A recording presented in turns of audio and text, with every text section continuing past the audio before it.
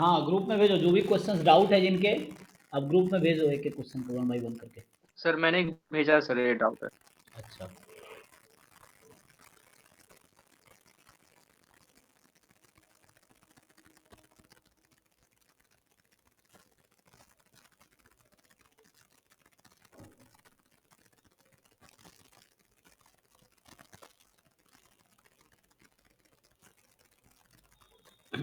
जी, तो इसमें क्या है, number of point of continuity of the function. तो इसमें सिंपल है, इसमें बोल रखा है कि एफ एक्स जो आपके पास है मॉड में है एक्स स्क्वायर माइनस वन, जब एक्स इरेशनल है, और जीरो जब एक्स रैशनल है। ठीक है, तो क्या करना है इसमें एक्चुअली, अब देखो नंबर ऑफ कॉन्टिन्यूटी पॉइंट कैसे निकालते हो, इसका आइडिया क्या होता है कि this is equal to this, है ना।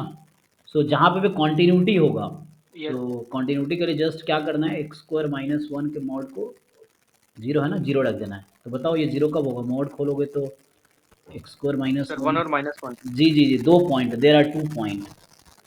इसने पूछा नंबर ऑफ पॉइंट्स, दो है ना। सर हाँ सर लेकिन ये सर 1 और -1, सर ये तो जब हम लोग निकाल रहे हैं तो सर इरेशनल सर ये आएगा ही नहीं। नहीं आएगा ना, देख क्या होगा, जैसे चलो अगर मेथड से जाओगे, मान लो मैं वन पे चेक करता हूँ, तो होगा क्या, जब आप limit x tends to one निकालोगे, तो पहले आपको ये डिसाइड करना पड़ेगा कि अब एक्स वन के नेबरहुड में है ना, तो जब वन के नेबरहुड में है, तो एक इंटरवल में इन्फाइनटली मेनी रेशनल है, इन्फाइनटली मेनी इरेशनल है, तो इसको दो केस लेके सॉल्व करना यस होगा। सर। तो सोचो जैसे आप एफ एक्स है, अब जब रैशनल होगा एक्स, ये जो x tends to one rational है और दूसरा इरेशनल है मान लो, तो जब रेशनल होगा तो क्या वैल्यू आएगी, देखो यहाँ फंक्शन में एक्स, सर ये हाँ 0 आएगा। एक्स अगर रैशनल हुआ तो जीरो आ गई, एक्स अगर इरेशनल हुआ तो क्या लगता है वैल्यू क्या आएगी, एक्स टेंस टू वन है ना। सर ये भी। हाँ क्योंकि एक्स हाँ सर, वन 1 के है सर। नेबरहुड में है, तो एक्स एग्जैक्टली वन नहीं है एक्चुअली, तो एक्स अप्रॉक्सीमेटली वन है, तो इसमें एक्स को वन रख दो तब भी जीरो आएगी, तो इक्वल है दोनों, तो इसका मतलब लिमिट एग्जिस्ट कर रही है। और एफ वन निकालो, एफ वन, तो वन तो खुद रैशनल है, तो वन रैशनल है तो वैल्यू कितनी आ जाएगी, जीरो, तो इक्वल है, लिमिट और फंक्शन की वैल्यू इक्वल है, सेम माइनस वन पे होगा, ठीक है सर। है ना। ठीक है। मैंने भी सोचा है, सबको कुछ समझ नहीं आ रहा। हाँ अच्छा, ये इस तरह के क्वेश्चन हायर लेवल पे है, मतलब ये जैम में आएगा, अभी 11th 12th में नहीं है, तो ये डाउट था इसलिए बताया हमने। जैसे ऐसा फंक्शन जब डिवाइडेड होता है दो पार्ट में, रैशनल इरेशनल पे, तो हमारा सिंपल ट्रिक होता है कि इस दोनों क्वांटिटी को इक्वल रख देना है, तो उससे पॉइंट ऑफ कॉन्टिन्यूटी आ जाएगी। ठीक है, हाँ जी नंदिनी क्लियर है। यस सर, एक क्वेश्चन भेजा है मैंने भी उस ग्रुप पर। अच्छा अच्छा ठीक है, 1 बाय 1 देखते हैं जिनका इनमें क्वेश्चन आया है। तो राघवेंद्र का तो हो गया, नेक्स्ट जो है आपका ये है। ठीक है, तो ये कह रहा है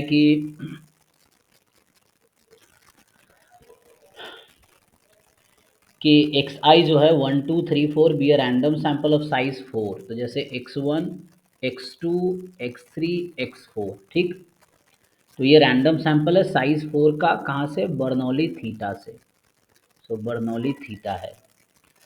for testing the null hypothesis H not है आपके पास थीटा बराबर 1/3 वर्सेस एच वन है थीटा मोर देन 1/3। अब कह रहा है रिजेक्शन रीजन बता रखा है आपको, क्या आपको बता रखा है, reject H not if x1 plus x2। Binomial होगा सर, बाइनोमियल। अरे रुको मैडम रुको, पूछने दो, आप इतना फास्ट क्यों रहते हो, जब पूछो तो बताना, रुक जाओ मैं पूछ नहीं रहा हूँ। दिस अभी क्वेश्चन ही लिख रहा हूँ, जस्ट मुझे पहले समझ आना क्वेश्चन, तभी तो हम सॉल्व कर पाएंगे।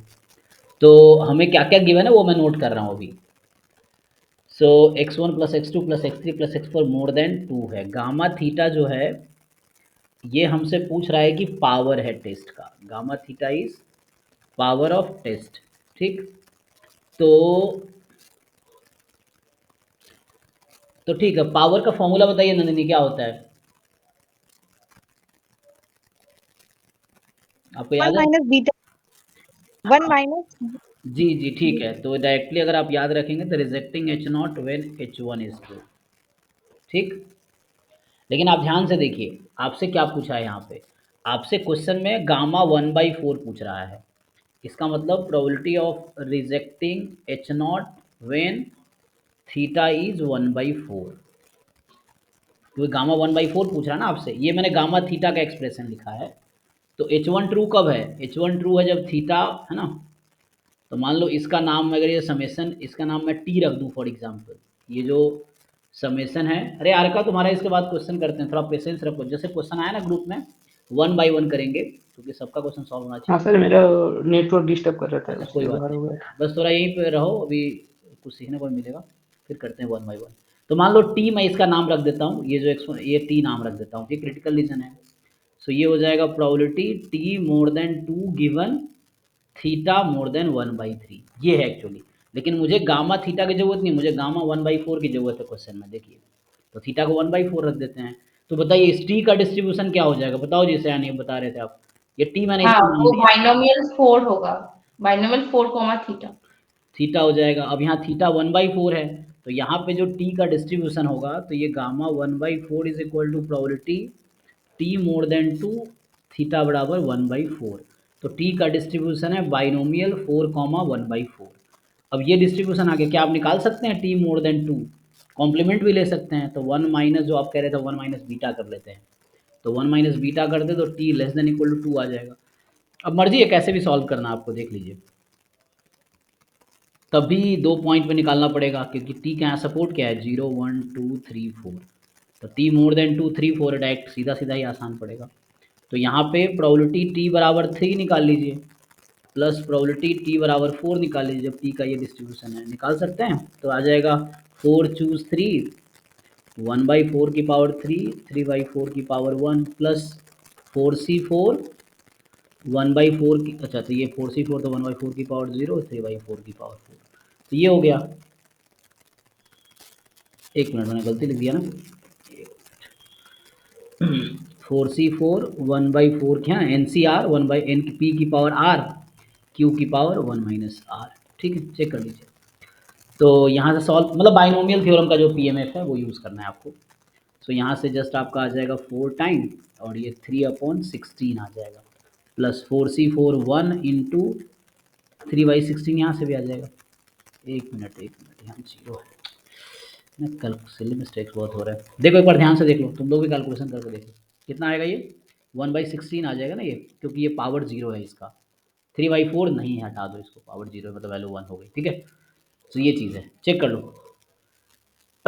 तो फाइनली आंसर कितना आ गया, 13/16। तो ये गामा 1/4 आपका आ गया 13/16। पूछा क्या है आपसे, अब क्या निकालने लेंगे आप, बताइए। आपसे पूछा है 2 की पावर 8 गामा 1/4, तो कितना आएगा ये 2 की पावर 8 13/16, तो 2 की पावर 4, तो 2 की पावर 4 इंटू, ये बहुत ज़्यादा आ रहा है नहीं, 2 की पावर 8 टाइम गामा 1/4 पूछ रहा है ना, तो सैम्पल साइज तो 4 ही था, हाँ। तो बाइनोमियल 4 कॉमा और एच नॉट में, एक मिनट थोड़ा गलत हो गया है आप लोगों ने, नहीं ठीक है ना, हाँ हाँ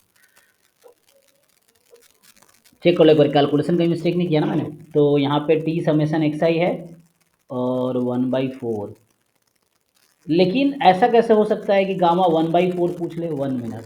तो प्रॉब्लम यहाँ पे ये है कि H1 इज ट्रू, H1 में क्या है, थीटा मोर देन 1/3, लेकिन थीटा आपको क्या दे रखा है यहाँ पे, 1/4 तो 1/4 1/3 में क्या रिलेशन है, माइनस 1/3 नहीं I mean which one is larger, 1/3। But यहाँ तो कह रहा है थीटा 1/3 से ज़्यादा होना चाहिए था। Yes sir. सर ये नीचे 4 के पावर 4 सर आपने लिखा है ना, नीचे 4 की पावर 4, सर हाँ सर हाँ हाँ, अच्छा ये गलत कर दिया ना, वही तो मैं कह रहा हूँ, एक मिनट। ये भी हो गया। हाँ वही मैं कैलकुलेशन मिस्टेक यहाँ किया हूँ, वही तो पूछ रहा हूँ कहाँ कैलकुलेशन मिस्टेक हुआ है, यहाँ कैलकुलेशन मिस्टेक हुआ, बताइए क्या आएगा। तो सर वही सर 13 4 के पावर 4 ही आएगा। हाँ ये बस 4 की पावर 4 आ जाएगा डिनोमिनेटर में, 4 की पावर 4 और कितना आ जाएगा 13, तो यहाँ से 13/4 की पावर Yes, 4 sir. मतलब 2 की पावर 8, ये चीज़ है। तो क्रॉस मल्टीप्लाई कर लो, आंसर 13 आ गया। 13 है ऑप्शन में, फोर्थ ऑप्शन है, ठीक तो है। हाँ वो मैंने कैलकुलेशन मिस्टेक कर दिया था, Yes, sir. सो डी ऑप्शन है इसका।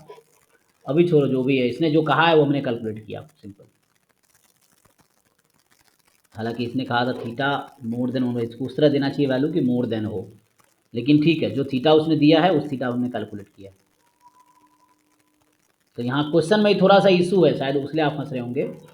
ये है कि जब उसने कहा है हमारा पावर होता है rejecting H0 when H1 is true, तो आपको थीटा को 1/4 लेके चलना है, जैसे उसने जो सजेस्ट कर रखा है गामा में। So that is the point, इसको बता दें। तो ये पूछना चाह रहा है, जिसने भी क्वेश्चन बनाए हैं वो ये पूछना चाह रहे हैं। चलिए नेक्स्ट क्वेश्चन क्लियर है जी Nandini? Yes sir, thank you sir. जी नेक्स्ट किनका है? हाँ जी सयानी बताइए, अभी एक क्वेश्चन सॉल्व करेंगे बस आपका। क्वेश्चन नंबर कौन सा है? सर क्वेश्चन नंबर 13 है। अब देखो मैं ये अज्यूम के चल रहा हूँ थोड़ा बहुत आपने ट्राई किया बुक होगा। में, हाँ हाँ सर इसका एग्जाम्पल बुक में है लेकिन मुझे बुक भी समझ नहीं आ रहा सर। अब फिर से वही, फिर मुझे आपको ऊपर डांटने का मन कर रहा है कि जब हाँ आपको सर डांटिए। एग्जाम्पल सॉल्यूशन है तो आप नहीं डांटने in the sir sense sir ये। वो जो एग्जाम्पल है उसमें सर वो उसको ट्रायंगल को 3 पार्ट्स में डिवाइड करके ऐसे करके मतलब बहुत ज्यादा कॉम्प्लिकेटेड बना रहे हैं, तो इसको इजीली तो कर सकते हैं सर, इक्वेशन में put करके। नहीं जो मेथड होगा उसी से करेंगे ना, अपने मर्जी से कुछ भी थोड़ी कर देंगे। आप किसी और तरीके से एरिया निकाल लीजिए। हाँ अरे आप तो किसी और भी तरीके से एरिया निकाल सकते हैं ना, ये ट्रायंगल का एरिया निकालना है ना मुझे। हाँ तो अभी चूंकि इंटीग्रेशन से आप सर ये सीख रहे हैं। x1 x2 वाला, हाँ सर x3 वाला नहीं फॉर्मूला था, अगर एंट्रेंस में आएगा उससे तो आप निकल उससे जाएगा। सॉल्व कर लो। अगर आपको यहाँ दिक्कत है तो हमने पढ़ा हुआ है area of triangle is 1/2 x1 x2 1, लेकिन आपको क्या दिमाग तो लगाना है, जो सॉल्यूशन कर रखा है वही रट्टा मारना है। ये डिटरमिनेंट सॉल्व करना आता है हाँ सर। तो ये से काहे नहीं सॉल्व कर ट्राई करते हैं। अच्छा सर। एग्जाम में अगर एमसीक्यू में मान लो ये क्वेश्चन आया कि एरिया निकालो, तो हम क्यों इंटीग्रेशन करके इतना लंबा चौड़ा कैलकुलेशन करेंगे? हालांकि सर वो 201 आपने क्यों लिया सर? हाँ ये भी आपको अब नहीं आता, ये तो मैं बताना चाह रहा हूँ कि लोअर क्लास ये क्यों नहीं आपको आता है। मेरा यही तो पॉइंट है कि आप एमएससी कर लिए, आप क्यों एक बार 9 10 11 12 की मैथ्स वो क्यों नहीं एक बार पढ़ लेते हैं, आप थोड़ा टाइम निकाल के। आप फुल अच्छा टाइम सर प्रिपरेशन याद कर रहे नहीं है हैं। सर, बोल दीजिए ना। ये क्लास 10th का फॉर्मूला है। अरे मेरा आप समझे नहीं, मैं इसका बता दूंगा ठीक है, लेकिन ऐसे हजारों फॉर्मूला है जो क्लास 9 10th का है। तो जब जब आएगा तब तब आप फंसोगे, एग्जाम में उनमें से कोई एक यूज हो जाएगा, आपको आ ही नहीं रहा होगा क्योंकि वह कुछ भी नहीं आता आपको। तो इस बेस पर्पस क्या है, what is the purpose? Learning. So you just take एक बार क्लास 10th की बुक ले लो, बुक ट्राई करो, फॉर्मूले क्या क्या है देख लो। 11 इतने बुक्स पढ़ूंगी 11 सर। अरे तो आप अकेले थोड़ी पढ़ रहे हो, दुनिया भी तो पढ़ रही है, हम लोग भी तो पढ़ रहे हैं। मतलब आप तो ऐसे बोले जैसे आप ही दुनिया में सिर्फ पढ़ने वाले लोग, दुनिया में और कोई बच्चा पढ़ाई थोड़ी कर रहा है, हम जैसे लोग थोड़ी पढ़ रहे हैं। बस आप ही हो बस पढ़ते हो। कितनी बुक पढ़ेंगे, हमने कितनी बुक्स पढ़ी हैं? जो 9 10th की एकेडमिक्स बुक्स ही तो पढ़ने हैं, 9th में तो पढ़ के ही आए हो गए आप यहाँ तक, हाँ तो फिर काहे याद नहीं है आपको सब कुछ? सारे सीखने में फोकस करो ना आप, मतलब ऐसा सर आंसर। 1 कैसे आया है सर? जी जी मैं बता देता हूँ, फॉर्मूला है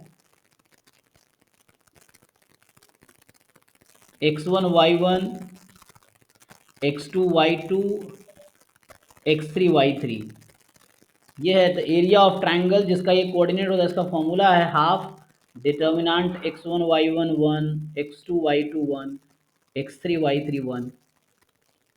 अच्छा अब ये सब पता है, ये आप जाके देखो, आप एनसीईआरटी क्लास 12 की उठा के देखो आप, उसमें भी चैप्टर 4 जो है डिटर्मिनेंट, वहाँ भी ये फॉर्मूला है। जब वहीं का हालांकि मैं यूज़ कर रहा हूँ, मैं जो यूज़ हाँ कर रहा हूँ, लेकिन यही क्लास 10th में भी आप जाके देखेंगे, क्लास 10th का एनसीईआरटी या कोई भी बुक, आपके बोर्ड की बुक वो अलग बात, उसमें जाके देखो, उसमें भी ये फॉर्मूला है। इसमें डिटर्मिनेंट में नहीं है, वहाँ ऐसा लिखता है हाफ, जो खोल के आएगा वो लिखते हैं लोग कि x1 into y2 minus y3 plus x2 into y3 minus y1 plus x3 into y1 minus y2। ये क्लास 10th में ये फॉर्मूला है, इसी को खोलेंगे तो यही आएगा। ये क्लास 10th में दे रखा है ये चीज़। 1 बाई 1 एक चीज़ें क्लियर होंगी ना, एक आपको भी जैसे लगता है मैं बोल रहा हूँ एक दिन में सारा पढ़ जाओ। अरे मेरा ये कह रहा हूँ जो जो चीज़ आपको कमी लग रही है, एक लिस्ट बनाए हो, 1 बाय 1 करते जाओ तो सारी चीज़ें ठीक हो जाएंगी। जिसको आता है उसने थोड़ी सारी किताबें पढ़ी हैं, वो है एक फॉर्मूला है सिंपल एरिया का, ये हो गया। अब इंटीग्रेशन है, इंटीग्रेशन से भी हो जाएगा। अभी आपने पिछले साल पूरा जैम गेट की तैयारी किया है, उसके बावजूद आप ये एरिया वाला क्वेश्चन क्यों नहीं कर पा रहे हो? इंटीग्रेशन से भी हो जाएगा। ये पॉइंट को प्लॉट करो, छोड़ो अभी बाद में बताते हैं यही क्वेश्चन इंटीग्रेशन, अभी किसी और लोग का क्वेश्चन भी कर देते हैं। आपका आंसर तो आ ही गया। हाँ जी यार, कब बताइए तो सर भेजा है ग्रुप में। जी जी जी, अभी एक क्वेश्चन करता हूँ, एक एक क्वेश्चन। कौन सा बताऊँ अभी? जो आपने 821 क्वेश्चन नंबर 821 वहाँ से। हाँ पहला उसको कर दीजिए, मैंने उसे सॉल्व किया था। जी जी एक बार चेक कर लीजिए ना, ठीक है। आंसर तो नहीं आ रहा है। अच्छा, तो n tends to infinity summation I from 1 to n and 1 by n, और ये ग्रेटेस्ट इंटीजर फंक्शन है root under 4i by n का।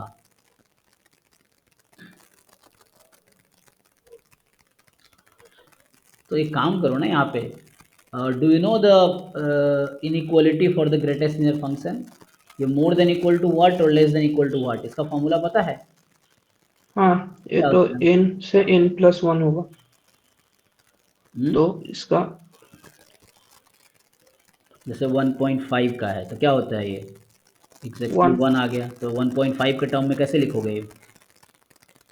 1.5 माइनस 1 से, ये कभी 1.5 ज़्यादा हो ही नहीं सकता।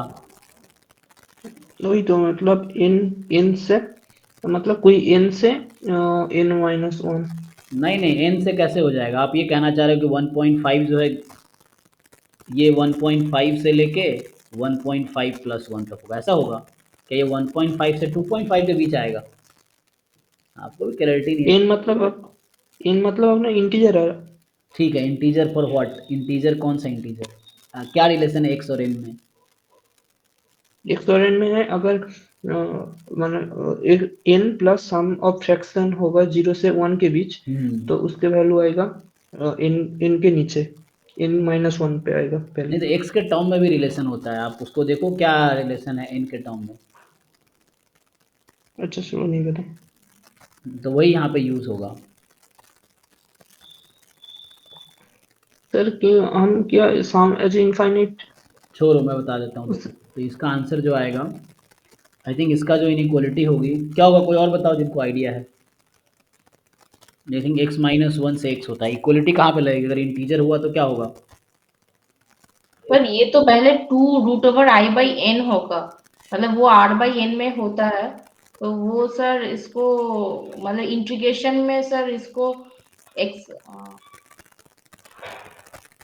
0 से 1 तक होगा, तो वो सर 0 हो रहा है ना, हाँ सर, मेरा भी 0 ही आ रहा है। 0 आएगा इसका आंसर।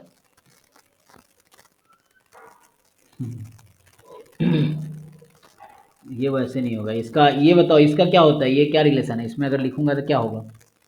अच्छा, आप ये कह रहे हैं कि मैं वैसे सॉल्व करूँ, इनइक्वालिटी से भी सॉल्व कर सकते, चलो ठीक है। फ्रैक्शनल पार्ट से सॉल्व करें अगर,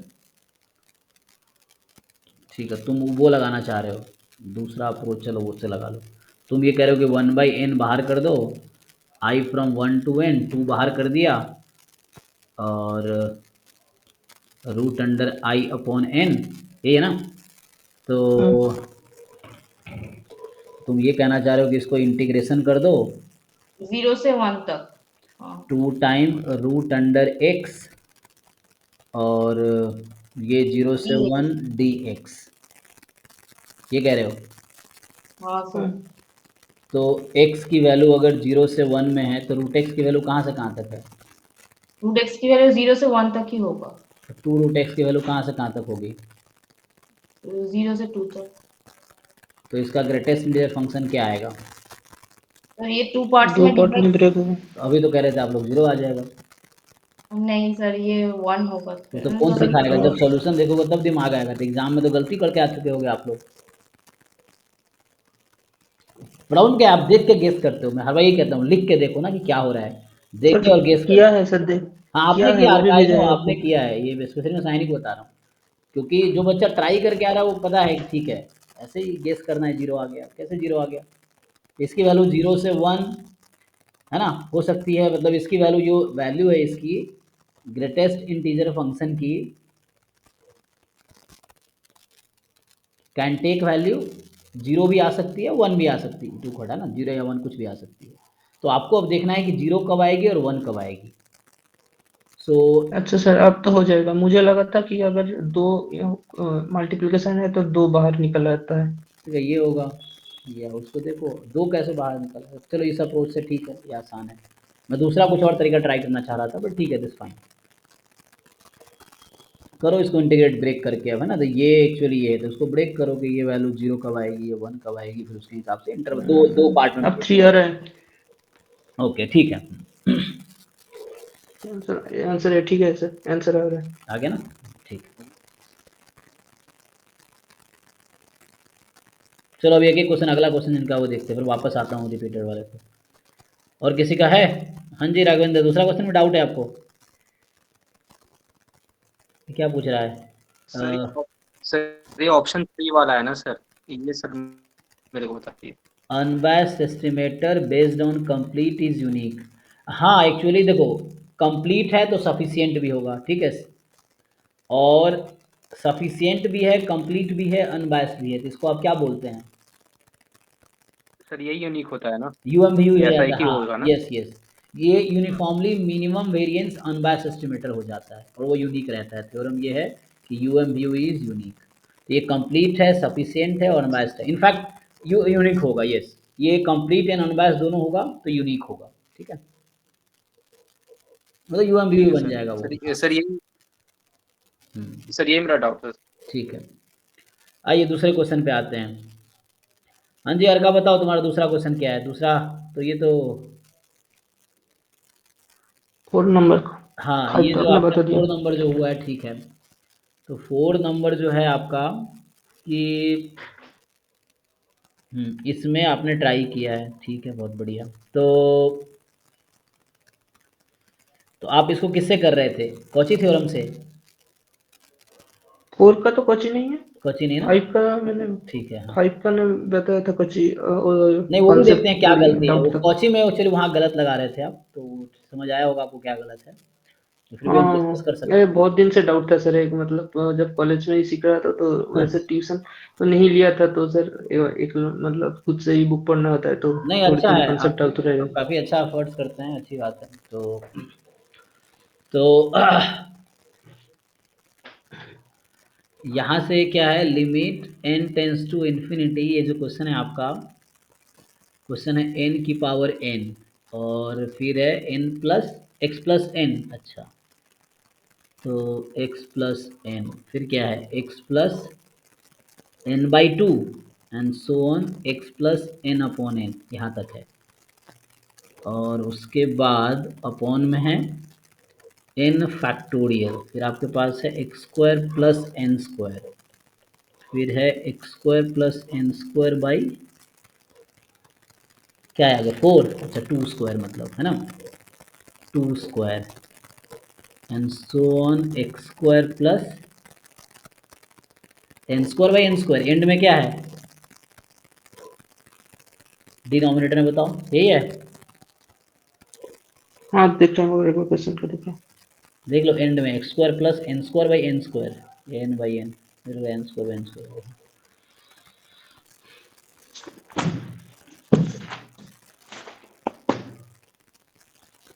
हाँ, x square by n square by n square तो प्लस इसमें n square by n square.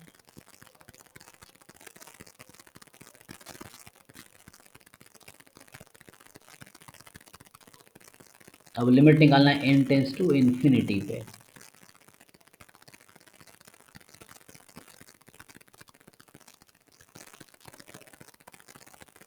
तो इसका क्या मतलब है यहाँ पे? यहाँ पे तो मतलब ये हो गया,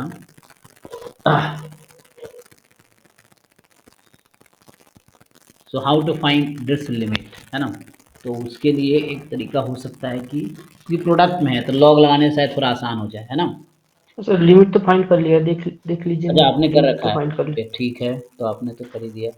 तो यहाँ आपने क्या किया, ठीक है, एक लिमिट लगा दिया, लॉग ले लिया पहले, हाँ ओके ओके। तो x upon n summation this, तो आंसर मैच कर रहा है कि नहीं? ऊपर जो आंसर दिया है तो उसको कैसे आनूंगा आंसर? ऑप्शन देखिए, डैश और ये एफ एक्स का वैल्यू पूछा है और एफ डैश एक्स के साथ रिलेशन पूछा है। अच्छा, ये ऐसे करके, तो अच्छा पावर ये भी था। ओह एक मिनट, इसका power n by x by n भी था। ओके, तो for all f x is this, for all x non zero होगा ना, जीरो के लिए क्यों, देन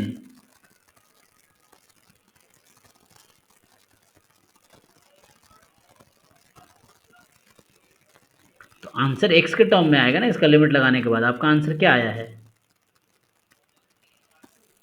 उसके बाद प्रोसीड किया करूँगा, मुझे समझ में नहीं आया। मैं तो कर लिया हूँ, मतलब वो एक वाई तो निकल गया हो। तो एक्स की डिफरेंट वैल्यू रख के भी ट्राई कर सकते हैं, इसका मुझे लग रहा है ये कहना चाह रहा है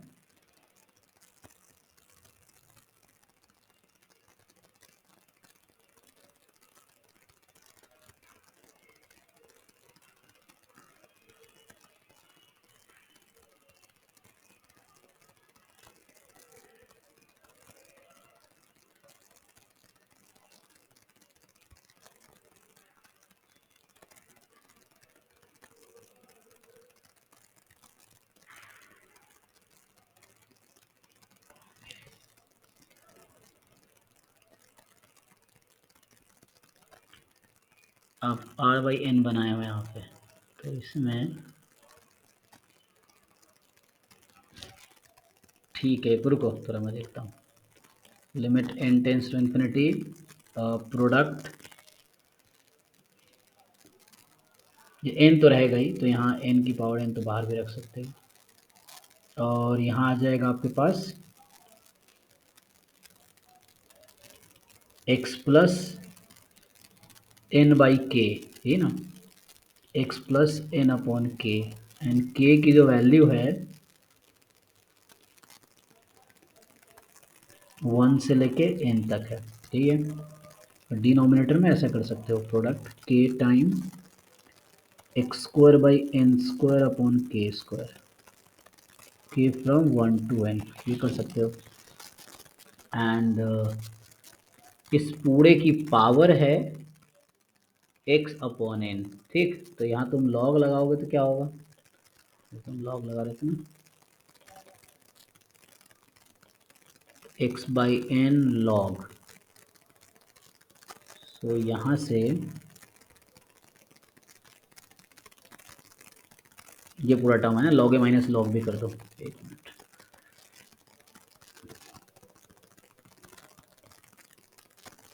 एन लॉग एन, ठीक है, plus summation log x plus n by k from 1 to, इसको कैसे लिख सकते थे हम लोग, एन यहाँ टाइम्स कर देते तो चल जाता।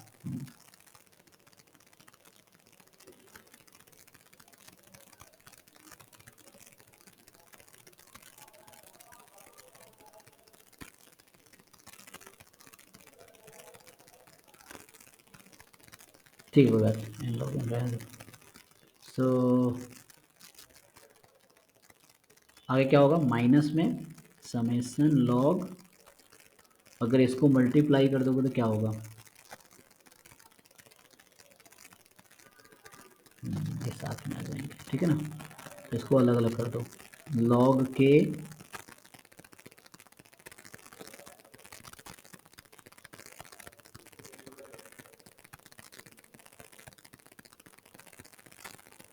समझ रहा है मैं क्या कर रहा हूँ, देखो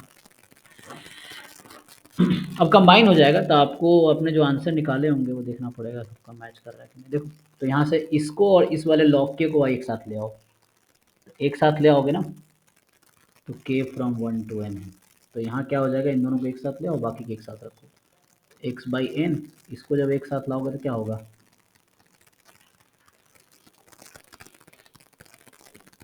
ये दोनों पहले दो टर्म की बात कर रहा हूँ, तो ये बन जाएगा समेसन लॉग एन अपॉन के हो जाएगा, तो पहले दोनों टर्म, ये पहला टर्म और ये पहला टर्म समेसन के बाद, ये ऐसा बन जाएगा, चेक करने पड़ी, क्योंकि एन लॉग एन है, समेसन कर दिया तो ये हो गया। इस लॉग के बाकी क्या बचे, यहाँ तो फंक्शन है ये, और बाकी यहाँ फंक्शन ऑलरेडी है, log x plus n by k minus summation log x square plus n square by k square. ये आपके पास फाइनली अभी तक ये आया है। अब देखो जो log l है तो इसको तुम बाहर x तो बाहर कर सकते हो। अब limit n tends to infinity लगा दो तो क्या चेंज आएगा इसमें, ये बनेगा इंटीग्रेशन, ठीक, x तो बाहर ही है, इंटीग्रेशन ये क्या बनाएगा log x, 0 से 1। हाँ log x प्लस, अच्छा x पहले से है तो x मत लो t लो, क्योंकि x तो यहाँ पहले से भी है ना, तो उसको नया वेरिएबल लो t लो, और minus log x square plus T square D T. This is a question now. अब इसको इंटीग्रेट करो तो log x होगा वो x के टर्म में आएगा, लिमिट 0 से 1, यही है ना। सो x टाइम, अब इसको इंटीग्रेट करो log t t 0 से 1, क्या आंसर आएगा log x plus T T 0 से 1, log x square plus T square T 0 से 1। तो ये इंटीग्रेशन किया आपने, आपने क्या ऐसा टी लिया हुआ है, आपने x लिया था, ना ना टी लिया था। हाँ लिया था ना, हाँ ठीक है। हाँ तो आपने 1/t किया हुआ है, तो मैंने गलती किया क्या, n बाई के को t, हाँ एक मिनट देखो मेरी तरफ गलती है।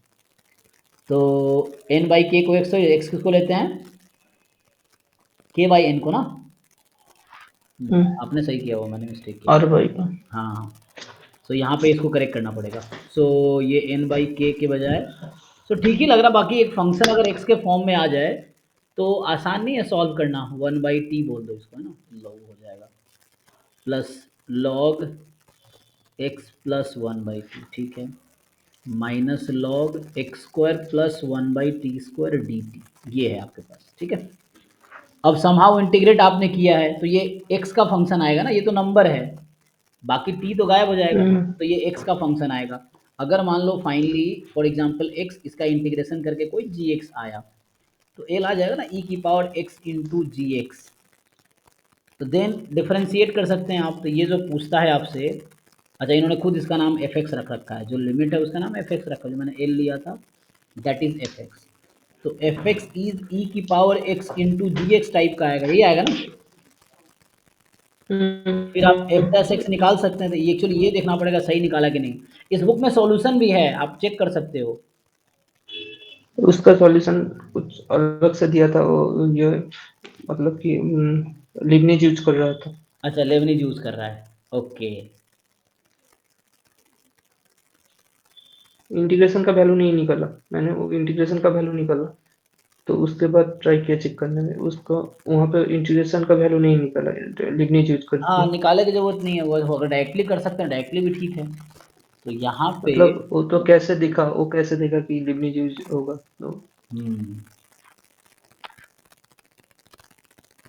तो डायरेक्ट डिफरेंशिएट कर सकते हो एक्स के रेस्पेक्ट में, क्योंकि यहाँ वेरिएबल तो आपका टी है ना, तो एक्स के रेस्पेक्ट डायरेक्टली डिफरेंशिएट कर सकते हैं हम लोग, क्योंकि यहाँ लिमिट में कोई मतलब थोड़ी, इंटीग्रेट सॉल्व करने से क्या ही फर्क पड़ेगा, इंटीग्रेट करने से क्या फर्क पड़ेगा ये बताइए मुझे। अगर मैं कर भी दिया जैसे मैं बोल रहा हूँ जी एक्स आएगा, सो एक्स पे कोई इफेक्ट तो पड़ नहीं रहा, एक्स तो एज इट इज है, तो डायरेक्ट भी डिफरेंशिएट कर सकते थे आप। ये जैसे अगर मैं यहाँ पे करूँ कि लेफ्ट साइड है मेरा log एफ एक्स है, so if I differentiate both side then क्या होगा, इजी,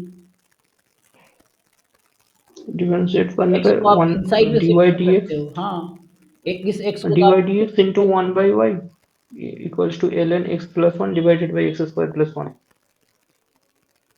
नहीं, जस्ट ऐसा डिफरेंशिएट करो, हाँ वही 1/fx into F dash x, और यहाँ डिफरेंशिएशन नॉर्मली करो एक्स के रेस्पेक्ट में, टी को कांस्टेंट मान के चलो, नहीं हो जाएगा। जैसे तो आ रहा है ln x plus 1 divided by x square plus 1। यही बोल रहा हूँ, जैसे ये है ना, तो जैसे x time log x plus 1/t minus x time log x square plus 1/t square dt, तो इसको जस्ट आप डिफरेंशिएट करो t को कांस्टेंट मान के, नॉर्मल डिफरेंशिएशन, तो क्या आ रहा है आपका ये डिफरेंशिएट करने के बाद, डिफरेंशिएशन करने के बाद आ रहा है f x into ln x plus 1 divided by x square plus 1। अच्छा, f x into l n x plus 1 divided by x square plus 1। Okay, simple differentiate हो जाएगा यहाँ पर ना, ये तो एज इट इज रहेगा और x का डेरिवेटिव 1 हो जाएगा और यहाँ सिंपल प्रोडक्ट टू लगाना पड़ेगा, यहाँ भी प्रोडक्ट टू क्योंकि x के रेस्पेक्ट में डिफरेंशिएट कर रहे हैं बस। तो आ गया ना। अब बाकी इसके लिए प्रोसेस करो, जो ऑप्शन बोला वो चेक करो ना अब।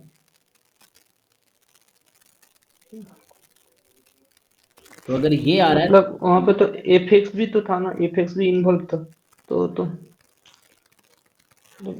एफ एक्स छोटा है या एफ हाफ बड़ा नहीं है? नहीं, जैसे डी ऑप्शन है तो F dash x upon F x की बात कर रहा है डी ऑप्शन में, तो देखो कर रहा है कि नहीं। हाँ वो तो बता रहा है, बट बी के लिए कैसे? तो हमें तो इंटीग्रेशन सॉल्व करना होता ना, अगर बी होता, बी के लिए चेक करना था, अगर ए के लिए चेक करना था। नहीं नहीं, अब यहाँ से चेक करो। अगर मैं बात करूँ इस क्वांटिटी की, एक्स की वैल्यू कहाँ से कहाँ तक है, इसने कहा है, एक तो यहाँ लिखने में मुझे लगता है थोड़ा गलती किया है, फॉर ऑल एक्स बराबर 0 कह रहा है। एक्स बराबर 0 रख देंगे तो काम और आसान हो जाएगा। तो ये मुझे लगता है एक्स या तो नॉन जीरो होगा या पॉजिटिव होगा या नेगेटिव होगा। ये सॉल्यूशन में क्या ले रहा है एक्स को? नहीं देखा सर, सॉल्यूशन तो हाँ वो नहीं देखो, देखा क्योंकि वैसे। यहाँ तो गलती क्वेश्चन में लिख रखा है ना, फॉर ऑल एक्स बराबर 0 लिख रखा है। ये क्या मतलब है? देख रहा हूँ। बट इससे हो जाएगा। अभी क्या है, जैसे आप चेक करना चाह रहे हो कि एफ एक्स में क्या रिलेशन है ना, तो एफ 1/3 क्या है, एफ 2/3 क्या है, तो डिफरेंशियल इक्वेशन फिर सॉल्व कर सकते हैं। यहाँ से एफ एक्स भी तो निकाल सकते हो। अगर इंटीग्रेटिंग बोथ साइड हाँ, करोगे तो क्या आएगा, log F F x x, भी इंटीग्रेट करो दोनों तरफ, ये log एफ एक्स हो गया और इधर इंटीग्रेट कर सकते हो। हाँ इंटीग्रेशन तो कर लूंगा। तो डायरेक्ट आ जाएगा, एफ एक्स भी आ जाएगा डायरेक्ट। तो अगर यहाँ से जो आंसर आएगा तो यहाँ से अच्छा हाँ सर, वैसे वैसे अच्छा होगा इंटीग्रेशन सॉल्व करने से। हाँ इंटीग्रेशन करके इसको और आगे एक्सप्लिसिटली यहाँ से एग्जैक्टली एफ एक्स आ गया जो आप ढूंढ रहे हो। हाँ सर, हाँ ठीक है सर, वैसे वैसे हो जाएगा, इंटीग्रेशन से हो जाएगा। ठीक है, चलो एक क्वेश्चन अगला सयानी का देखते हैं। बताइए जी सयानी, क्या है आपका अगर डाउट? सर वो जो इंटीरियर पॉइंट है उसमें से थोड़ा सा दिक्कत है, मतलब ये क्वेश्चन इंटीरियर और एक्सटीरियर जो होता है ना, ये बहुत बार क्वेश्चन में पूछा गया है, बहुत जी क्वेश्चन जी, में। इंग्लिश जैसे माजुल का ये, आपको इंग्लिश आती है ना, तो ये सर्कल कोई दे रखा है तो उसका इंटीरियर एक्सटीरियर क्या क्या प्रॉब्लम आता है? बोल गया interior of circle, exterior of circle, इससे क्या दिक्कत है? चलिए हम करते हैं सॉल्व। जैसे पैराबोला ही है तो इंटीरियर ये हो गया, एक्सटीरियर ये हो गया, सर्कल है ये इंटीरियर रीजन है, ये एक्सटीरियर रीजन है, इसमें क्या दिक्कत है? हाँ मतलब सर ये प्रॉब्लम थोड़ा सा सर कर दीजिए सर सॉल्यूशन। नहीं वो तो मैं सॉल्व कर दूंगा, लेकिन क्या आपने ट्राई किया सॉल्व करने का? हाँ सर, मतलब इसका जो पिक्चर तो मैंने ड्रॉ कर ली थी, लेकिन इसका मतलब सॉल्यूशन थोड़ा सा समझ नहीं आ रहा। जैसे आप बाकी बच्चों से भी सीख सकते हो, कोई बच्चा डाउट पूछता है तो प्रॉपर सिर्फ सॉल्व तो उससे डिस्कस कर पाता है कि हाँ मुझे यहाँ डाउट है ये। जैसे मान लो ये पूरा क्वेश्चन मैंने सॉल्व नहीं किया, उसने खुद ही हिंट दे दिया कि हाँ सर उसने ऐसे किया तो मैं चेंज कर दिया अप्रोच, अब मुझे सॉल्व नहीं करना पड़ा।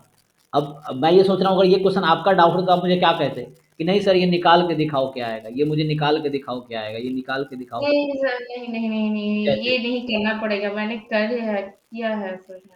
जैसे यही क्वेश्चन है तो इसमें क्या नया है? जैसे देखिए आप, जैसे हम ग्राफ सर बनाएंगे। इसमें सर ये सर्कल किया, फिर उसके बाद वो पैराबोला भी ड्रॉ किया, फिर उसके बाद सर वो पॉइंट पॉइंट आउट नहीं कर पाया, वो रीजन मुझे मतलब समझ नहीं आ रहा कौन सा रीजन लूं। एक्स स्क्वायर बराबर 4 वाई का ग्राफ कैसा होता है? वाई के अबाउट के एक्स के अबाउट, ऐसा ग्राफ हाँ होगा वो वाई या के ऐसा अबाउट होगा? होगा। नहीं सर, वाई के अबाउट होगा। ठीक है, और ये सर्कल है मान लीजिए। हाँ सर। सर अब सर उसका जो मतलब रीजन है वो थोड़ा सा समझ नहीं आ रहा। क्वेश्चन ढंग से पढ़िए, क्या बोल रहा है?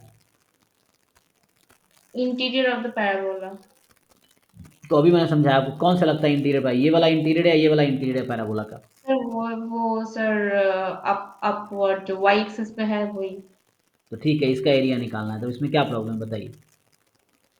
सर इसका एरिया निकालना है, तो हम्म, सर इसमें जो मतलब पॉइंट ऑफ इंटरसेक्शन, अच्छा अच्छा पॉइंट ऑफ इंटरसेक्शन इससे निकालना है।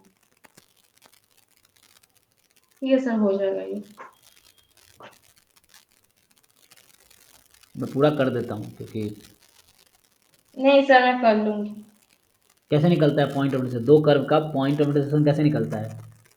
सर वो एक्स स्क्वायर में sir y square y put करके वो वाई का वैल्यू निकल जाएगा और एक्स में एक्स का वैल्यू पुट करके वो इक्वल करके वो निकल जाएगा, इक्वेशन सॉल्व करके निकल जाएगा।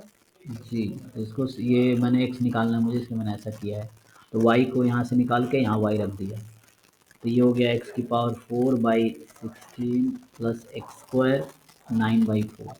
4 से मल्टीप्लाई कर दो तो 16 से मल्टीप्लाई कर दो।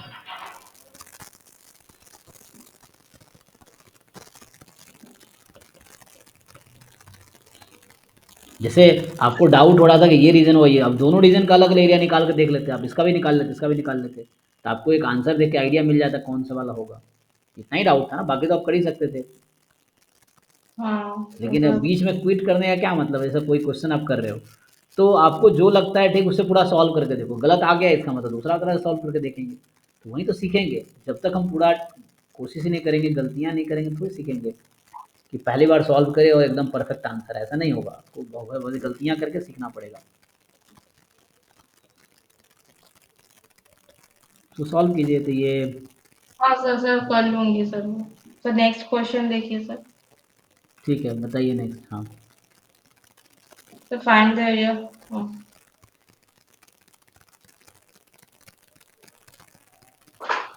Find the area of enclose by the parabola देखिए सर वो। जी जी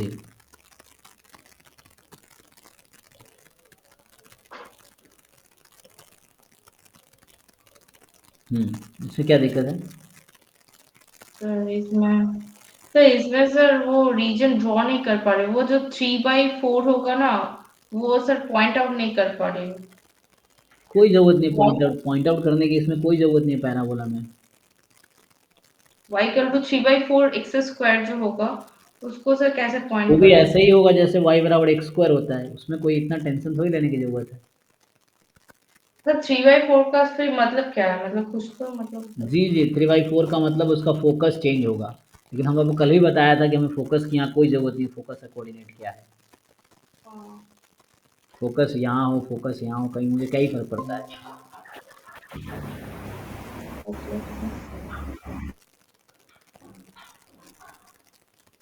और सर स्ट्रेट लाइन कैसे ड्रॉ, मतलब स्ट्रेट लाइन क्या एक्स एक्सिस पे होगा?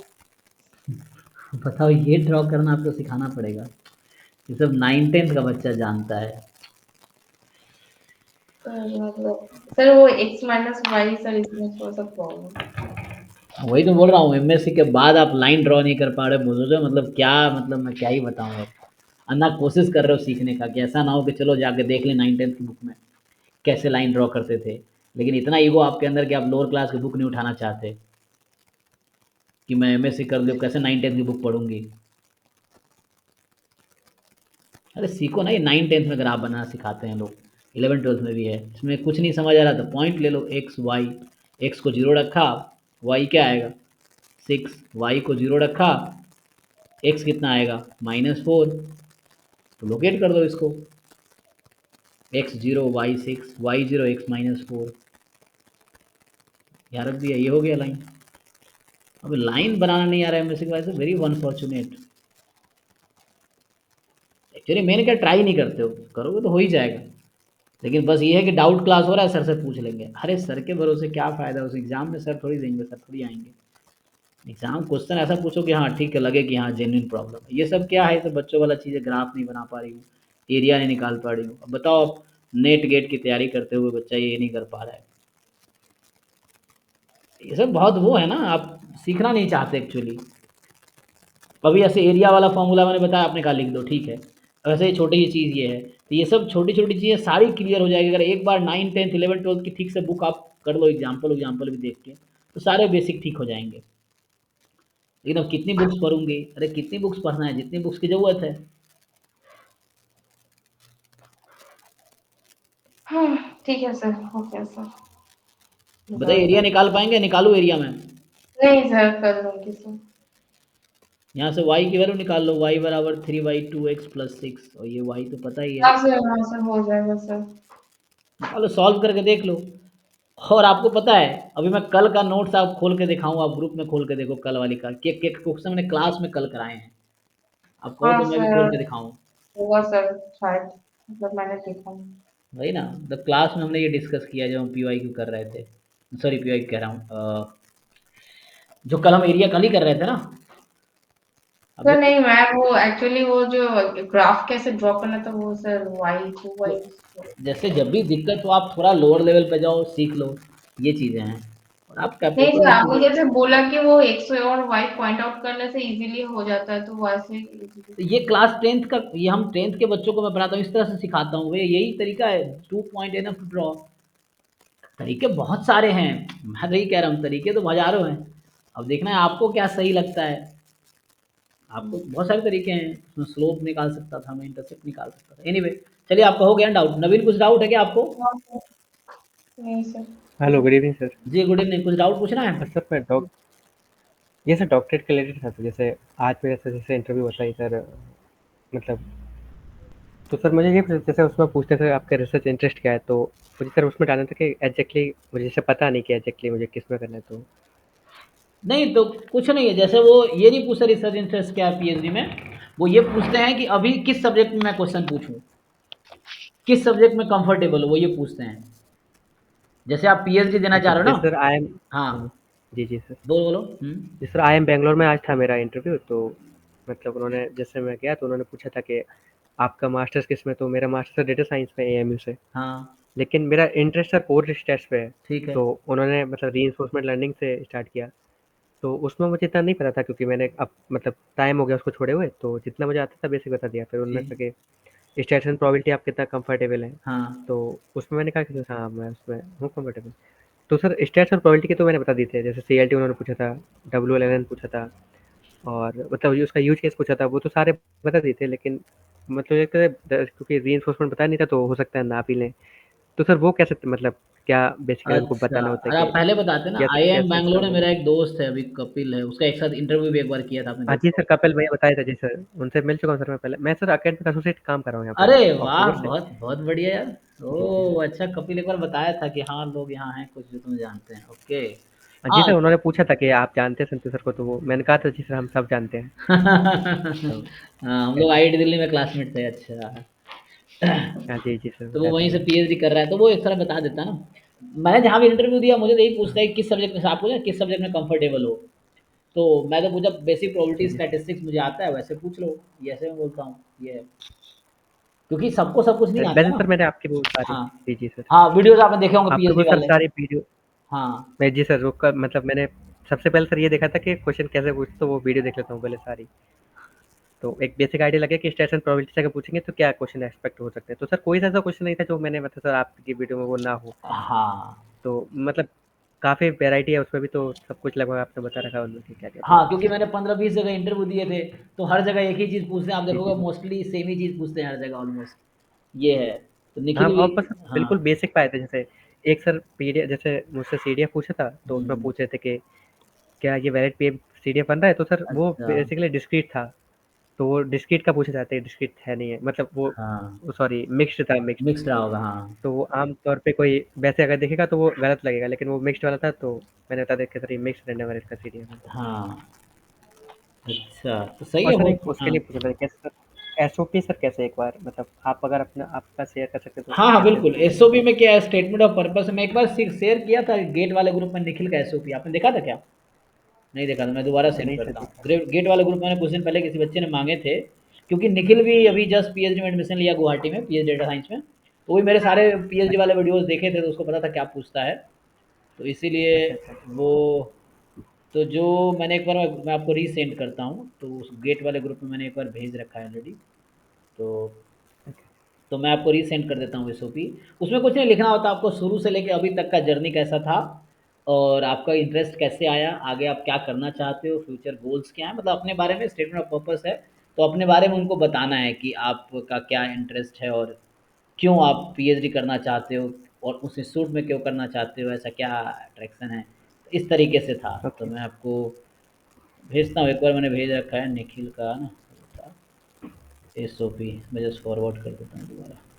अब ऐसे ओल्ड चैट जाके बाकी देखेंगे ना गेट वाले ग्रुप में, तो मिल जाएगा।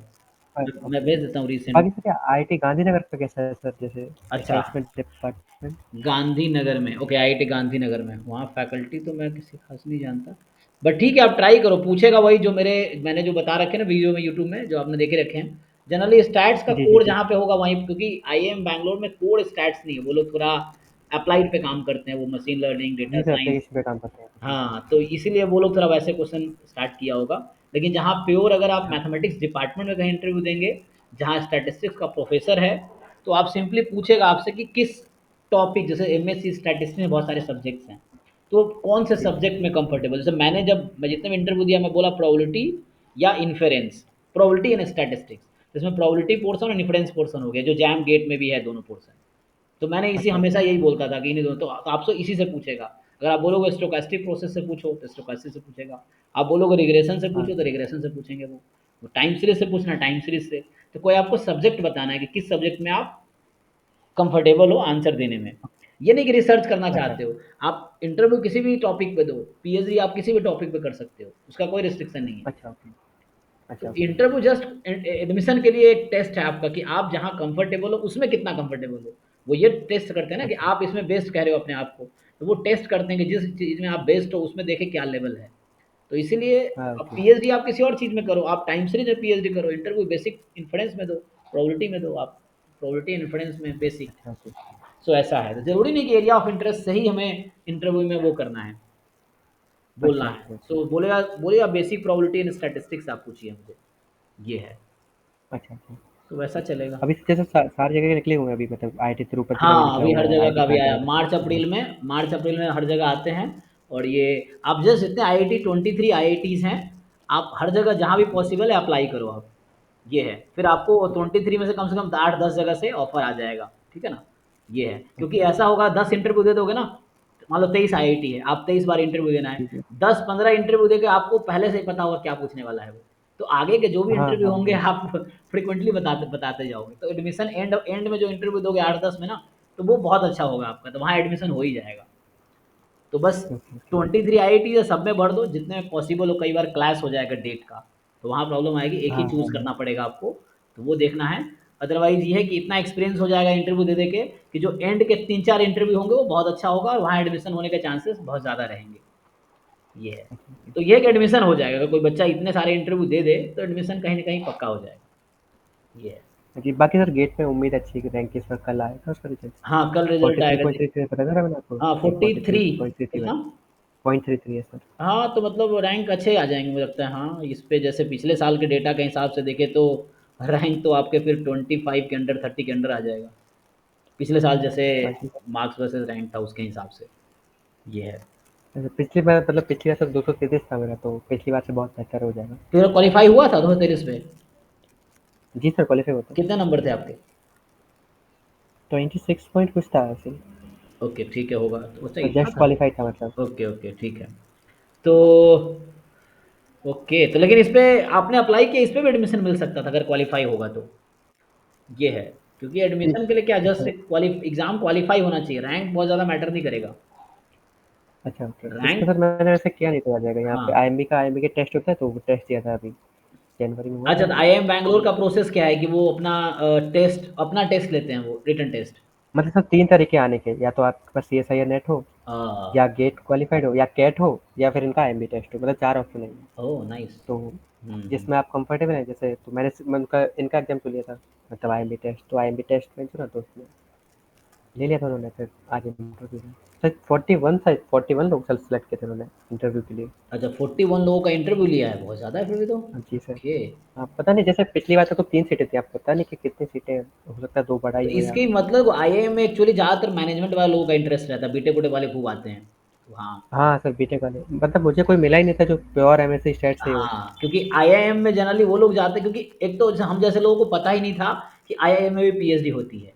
जब जी कपिल का जी जी। एडमिशन हुआ तब पता चला, अच्छा, तब तक वो डेट उट निकल, कोई जनवरी में अप्लाई करना होता है, तो हाँ हाँ। मैं तब ध्यान नहीं दिया उतना, तो बाद में फिर मैं अप्लाई नहीं किया, तो मुझे पता ही नहीं था कि आईआईएम में स्टैटिस्टिक्स वाले भी पीएचडी के लिए अप्लाई कर सकते हैं, जैसे अभी आप हाँ एकेडमिक। लेकिन सर वही यहाँ पे भाई इतना कोर पे नहीं ध्यान देते, जैसे मतलब जैसे आईआईटी वाला आईआईटी में ही हो सकता है पढ़ा रहा हो, लेकिन आईएम वाला आईआईटी में वो, ये बड़ा सर रेयर केस होता है, क्योंकि उतना थ्योरेटिकल से पढ़ा ही नहीं है, मतलब उतना। हाँ, आईआईटी वाला आईआईएम में आ जाता है। जैसे एक एग्जांपल, अभी एक जी, जी लड़का सर। था नीरज जोशी, जो लड़का अभी आईआईटी दिल्ली ज्वाइन किया है, इससे हाँ, पहले वो हाँ, आईआईएम काशीपुर में थे।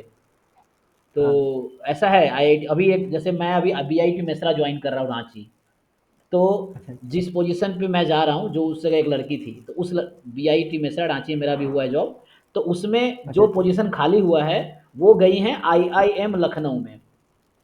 मतलब वो अच्छा, बीआईटी मेसरा में थी और उनका अभी जॉब लग गया आईआईएम लखनऊ में। वो आईएसआई से पीएचडी किया था उन्होंने और बीआईटी मेसरा में जॉब कर रहे थे। वो पोजीशन खाली हुआ है, तो मैंने इंटरव्यू दिया था, तो मेरा अभी वहाँ हुआ है। हो सकता है 2-3 साल बाद मैं भी आपको किसी आईआईटी या किसी आईआईएम में मिलूँ, ये हो सकता है। जी सर, पूरी उम्मीद है सर हाँ कि हाँ, वो हो जाएगा। IITI में। तो ऐसा है, तो मतलब हमारे लिए स्टैट्स वालों के लिए आईआईएम भी चॉइस है, आईआईटी भी चॉइस है, एनआईटी और ट्रिपल आईटी सब तो है ही, सेंट्रल यूनिवर्सिटी टॉप पे इंडिया में। देखो आईआईटी आईआईएम दोनों चॉइसेस हैं हमारे लिए।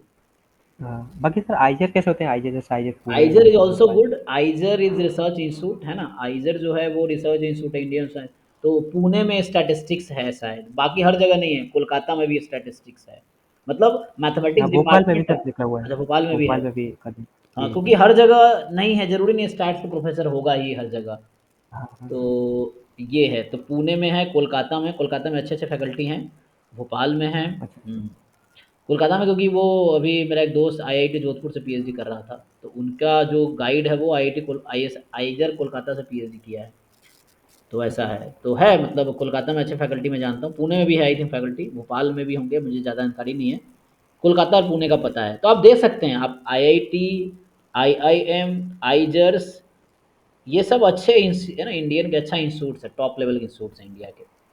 तो यहाँ अगर पीएचडी मिल जाता है तो फ्यूचर में कहीं ना कहीं अच्छी जगह पहुँच जाएंगे, ये है, अच्छा। ये चांसेस हैं। ऐसे आप, मुझे पता नहीं था आपका ज़्यादा उतना। आप आईआईएम बैंगलोर में हैं एकेडमिक एसोसिएट। एक लड़का पिछले साल सीवेक था, वो आईआईएम अहमदाबाद में है, एकेडमिक एसोसिएट ही है। हाँ, अच्छा, अच्छा। ओके। तो अभी सर अक्टूबर में हुआ था जब मेरा, तो तब अच्छा, से मैं यही हूँ सर। नहीं बहुत बढ़िया। तो आप कैंपस में ही रहते एक, हैं? नहीं सर कैंपस में नहीं, मतलब कैंपस के अलावा पीजी ले रखा है तो वहाँ पे। अच्छा, मतलब जॉब के लिए जाते हैं और फिर अपना कैंपस में। जी, जी। बाकी सर मतलब सुबह जाता हूँ, शाम को आता हूँ, मतलब 5 बजे तक जॉब चलती है, बाकी अपना पढ़ाई कर लेता हूँ। ये भी बढ़िया दिन है। रात में। नहीं नहीं, बहुत मतलब बहुत बढ़िया। ज़्यादा लोग, जैसे काम भी बेसिकली टीचिंग असिस्टेंट से रहता है। तो जैसे अभी ओआर के टीचर कोशिश कर रहा हूँ, उन्हीं में से सर एक इंटरव्यू ले रहे थे मेरा, तो उन्होंने ओआर से पूछा ही नहीं था, उन्हें बताया मैं क्लास करता हूँ उनकी। अच्छा, ओके। तो वो ओआर पे वो आए नहीं, मुझे लगा ओआर पे वो पूछेंगे कि बैकग्राउंड है या नहीं है, उन्होंने पूछा ही नहीं, ओआर की बात ही नहीं करी। हाँ, लेकिन हो जाना चाहिए। मुझे लगता है कि अगर आप वहाँ वर्क कर रहे हो तो थोड़ा सा प्रेफरेंस तो देने चाहिए कि कोई बच्चा यहाँ ऑलरेडी वर्किंग है, तो देखिए हाँ, क्या समझ होता सकते है। हैं सर। हाँ, लेकिन ये है कि आप आईआईटीज, आईआईएम, आईजर्स हर जगह अप्लाई कर दो, कहीं ना कहीं तो हो ही जाएगा। इतने सारे इंटरव्यू दोगे तो कहीं ना कहीं तो एंड वाले में तो स्पेशली ज़्यादा अच्छा होता है, क्योंकि पहले के 2-3 खराब होते हैं। खराब इन द सेंस कि मुझे पता ही हाँ, नहीं होता क्या पूछेंगे, कॉन्फिडेंस नहीं रहता है, थोड़ा डर लगा रहता है। फिर अब 4-5 अभी इंटरव्यू। बताने पता भी नहीं था बताना क्या उनको, कि जैसे मुझे मशीन लर्निंग पता था कि उसमें करनी है, तो वही मैंने बताया था, तो उसी वजह से उसने क्वेश्चन पूछे जो मुझे हाँ पता भी नहीं थे ऐसे इतने। हाँ, तो वो जहाँ कंफर्टेबल है, आप बेसिक प्रोबेबिलिटी में कंफर्टेबल हो, बोलिए बेसिक प्रोबेबिलिटी पूछो। इन्फ्रेंस में कंफर्टेबल, इन्फ्रेंस पूछिए। स्टोकेस्टिक में कंफर्टेबल, स्टोकेस्टिक बोलिए। वैसे करके जिसमें कंफर्टेबल है उसमें बोलिए आप, ये है। चलिए बढ़िया है, आप बाकी सर दे आईटी रोपड़ में भेजते हैं, रोपड़ का कैसे सर? आईटी रोपड़ आईआईटी में भेजते हैं। रोपर, अरे वाह, आईआईटी रोपर में अभी 2 फैकल्टी है।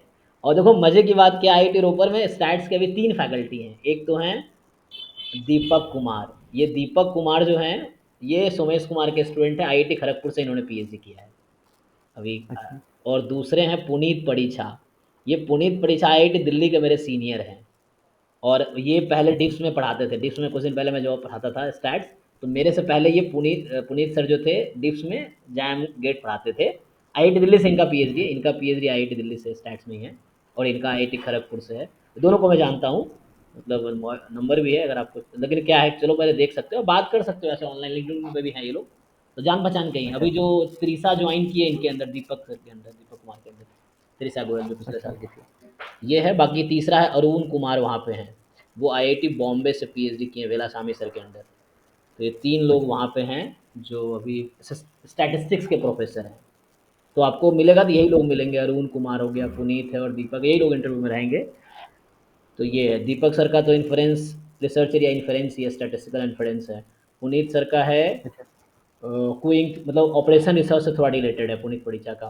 क्योंकि वो एस धर्मराजा के अंडर पीएचडी किया, उनका जनरली क्यूइंग थ्योरी और ये ऑपरेशन रिसर्च से रिलेटेड एरिया है, स्टोकेस्टिक प्रोसेस है समझिए।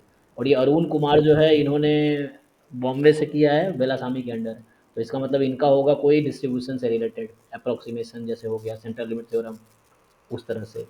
अच्छा। तो इस तरह से आप ज्वाइन कर। Hello sir. हाँ यस यस, कुछ पूछना आपको? हाँ जी, पूछना था कि जैसे मेरा थोड़ा सा बेसिक 12th वगैरह का कुछ कुछ टॉपिक्स थोड़ा सा कमजोर है, जैसे जी जी। कि मतलब डिफरेंशिएशन ठीक है, लिमिट ठीक है, इंटीग्रेशन थोड़ा सा दिक्कत है। ओके।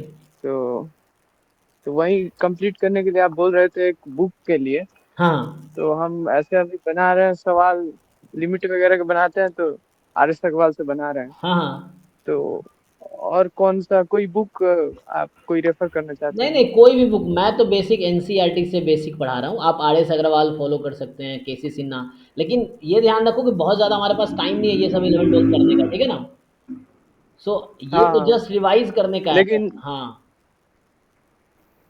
लेकिन सर आप जैसे कि पढ़ा रहे थे तो ऐसा लग रहा था कि मतलब कैलकुलस थोड़ा सा मतलब अच्छा स्ट्रांग चाहिए मतलब इसके लिए, यस। तो केवल मतलब एनसीईआरटी से हो पाएगा थोड़ा सा हाँ और हाँ, अरे बुक से तो बेसिक चाहिए? अंडरस्टैंडिंग स्ट्रॉन्ग करनी है, फॉर्मूले याद करने हैं, प्रॉब्लम सॉल्विंग ठीक करना है। तो क्वेश्चन है ना? एनसीईआरटी के तुम सॉल्व कर पा रहे हो एग्जाम्पल एक साइज, तो मतलब तुम्हारा ठीक है लेवल, उससे ज़्यादा नहीं चाहिए। बाकी मैं पढ़ा दूंगा आपको, बस 11 12 में जो था वो ठीक कर लो आप बेसिक, आगे का तो मैं पढ़ाऊंगा ना। 11 12 बस रिवाइज करा रहा हूँ फास्ट हाँ फॉरवर्ड मोड में, लेकिन आगे की चीज़ें जो जैम गेट का सिलेबस वो डिटेल में पढ़ाएंगे। ये है, तो अभी 11 12 आपको एक महीने में कंप्लीट करना है, 11 12 का सिलेबस पूरा रिवाइज कर लेना है एक महीने में।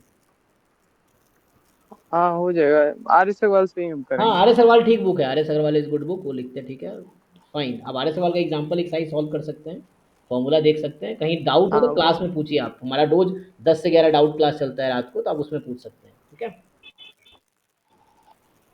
मेरी बात होता है कि यहाँ थोड़ा सा मेरा हॉस्टल है जो वहाँ पे रूममेट सो जाता है सब, थोड़ा सा वही तो कोई बात अब नहीं, आप मत जैसे सो। आपका क्लास करने के लिए। हाँ नहीं नहीं नहीं, बात वो नहीं है, हाँ, जैसे कि फिर हो जाता है फिर थोड़ा सा हम आपका क्लास करने के लिए स्पेशली मतलब लाइब्रेरी ज्वाइन किए हुए हैं, ये भी अच्छा इसलिए है। कि मतलब कोई डिस्टर्बेंस ना हो। तो उसी में 4 से 10 करके उसके बाद हम आ जाते हैं। ओके, ये भी अच्छा है, वो है ना। और सर हाँ, ये भी थोड़ा सा अंदर से पता नहीं क्यों थोड़ा डर भी लग रहा है हल्का सा। नहीं नहीं, डरना नहीं है, ये कोशिश करना है, डरना क्या है, होगा होगा, नहीं होगा नहीं होगा, लेकिन कोशिश करने से थोड़ी हम डरेंगे। कोशिश करना है, जो अपने हाथ में है उसको पूरा बेच देना है, और बहुत अच्छा कोशिश करेंगे तो सफल ही होंगे, ये है, इसमें डरना नहीं है। क्योंकि जो आपके चलो कंट्रोल में उसको ठीक कीजिए, क्योंकि लाइफ में आगे बढ़ना है ना, तो कोशिश तो करना पड़ेगा। अब डर जाएंगे तो कोशिश नहीं करेंगे, कोशिश नहीं करेंगे हाँ तो फेलियर तय है, तो कोशिश करना सर, पड़ेगा। हम्म मतलब हम्म 11 2 जैसे कैलकुलस वगैरह टॉपिक आप बोले थे, हम्म। तो ये सब टॉपिक को अच्छे से क्लियर मतलब 1 महीने के अंदर करके उसके बाद आप उस पे क्या बोलते हैं सिलेबस स्टार्ट करेंगे जैम जो एमएस प्रॉपर, के हाँ हाँ। हाँ हाँ हाँ। तो मतलब ऐसा कोई वर्क और भी बता सकते हैं आप जो मतलब जिसको करने से मतलब कि थोड़ा सा क्या बोलते हैं आसान हो जाएगा आगे। मतलब थोड़ा सा।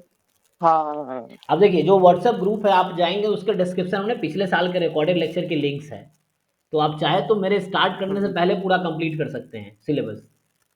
जो पिछले साल मैंने 2 बैच पढ़ाए थे, देखेंगे बैच 1 नाम, और आप चाहे तो खोल के देखिए, रैंकर 1 ग्रुप है ना आप, तो रैंकर 1 के ग्रुप का हम्म, डिस्क्रिप्शन में जाइए, आप नीचे देखिए बॉटम पे लिखा है लास्ट ईयर रिकॉर्डेड लेक्चर्स, हम्म। देखिए उसमें बैच हाँ, 1, देखा है देखा है सर।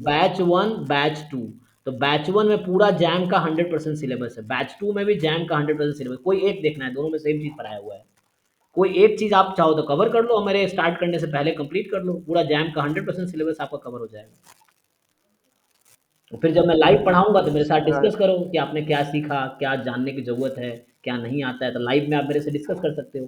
कि रिकॉर्डेड लेक्चर में पूछने का ऑप्शन नहीं है ना, दिक्कत ये है कि रिकॉर्डिंग में डाउट हुआ तो आप नहीं हाँ पूछ हाँ सकते हाँ इमीडिएटली, आपको लिख के रखना पड़ेगा, फिर डाउट क्लास में मेरे साथ डिस्कस करना पड़ेगा आपको, ये एक ऑप्शन है।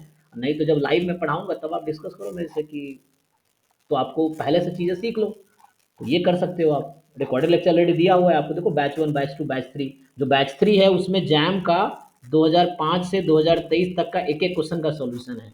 जो बैच 6 आपको दिख रहा होगा उसमें गेट का 2005 से 2023 तक का एक एक क्वेश्चन का सॉल्यूशन है। बैच 5 में गेट का सिलेबस है, वो आप छोड़ देना, मत करना।